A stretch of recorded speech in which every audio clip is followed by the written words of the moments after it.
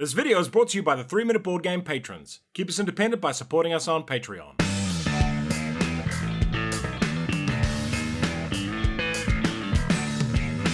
Kia ora koutou and welcome to Forbidden Island in about 3 minutes. It has a solo mode, it's a game for 1 to 4 players, playing time is short, and it's a pretty simple game. You are a group of treasure hunters landing on a mysterious island that rose from the depths of the ocean, and just as suddenly is sinking back down. Can you pillage the island of its treasure before it descends back down to the briny depths? All players win together if they collect all 4 relics, move their pieces to Fool's Landing, and then helicopter off the island. They lose if key areas of the board flood and then sink, or if the water level gets to the end of the track. Card management. Each player has a hand of cards to manage. Set collection. You need 4 matching cards to collect the relics to win the game. Variable player powers. Each player has a unique special power only they can use. Player turn. Shuffle all the location tiles and then place them in this pattern at random. Leave a gap between each tile. Then place the 4 relics within reach of the players. Draw 6 cards from the flood deck and then flip over the matching tiles to their blue flooded side. Then deal each player a roll card and place their marker at the matching spot on the board. Then deal each player 2 cards, set the water level to the difficulty you want to start on,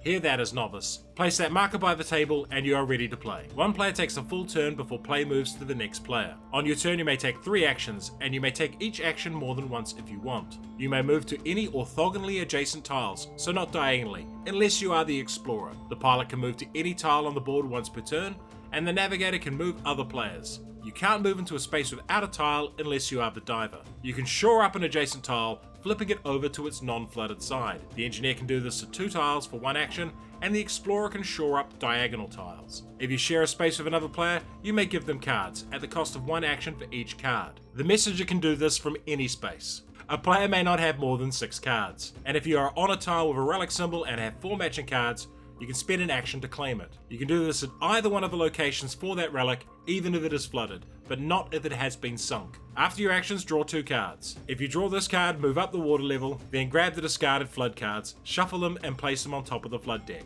Finally, based on the number on the right, draw that many flood cards. Before they are drawn, you can use sandbags to shore up a tile, flipping it over. Then one at a time, draw a card and resolve it, flipping over the flooded tiles that match the cards. If the tile is already flooded, that location sinks. Remove the tile and card from the game. Player markers on a sunk tile swim to an adjacent tile. Blue dodged a bullet here because they want to claim the relic on their next turn. It is now the next player's turn. Why would you like this game? Straight up, Forbidden Island is a low complexity co-op game that can get quite hard to beat on its highest difficulties, and it really is a good entry point for anyone looking at cooperative gaming for the first time. It's designed by Matt Lecoq, who also made Pandemic, and you can see a lot of the same traits in that game here. That said, Forbidden Island is a little simpler and more accessible than Pandemic. The art and production is really nice, especially considering that the game is 12 years old. It holds up in that department really well, and it all packs away into a nice sturdy metal box that travels very well. All up, a solid low complexity co-op game best suited for those new to co-ops. The best thing about this game is the sinking and shrinking board. It's quite novel and adds to the rising tension in the game. However, if you have played a lot of co-ops, especially in the Pandemic style, this game may get pretty old pretty quickly. Its strength as an entry-level title counts against it for veteran players of co-ops who will solve it pretty quickly. And with the wrong group, this can end up being a 1-person game with someone telling you how to move each turn. For Matt Lecoq's best game, check out Thunderbirds.